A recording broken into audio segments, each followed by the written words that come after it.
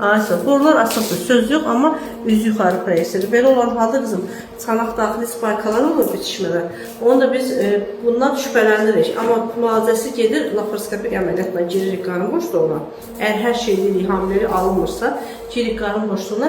Həm bitişmələr var, hörümçək toruna oxşayan belə bir görüntü olur. Həm o bitişmələri ayıranırsa, bu borular belə yuxarı qalxmış vəziyyətdir. Düşür öz normal anatomik səviyyəsinə. Yaxşı, mən onu təşrif edirəm.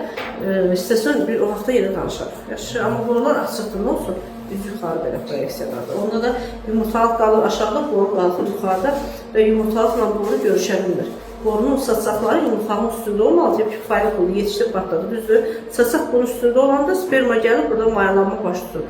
Amma boru yuxarıda qalır, yuxarıda qalxmış vəziyyətdə, asılmış vəziyyətdə olanda, yumurtalıq aşağıda olanda görsən bunların qovuşma yeri olmur da, bunlar görüşüb mayalanma prosesi gedə bilmir.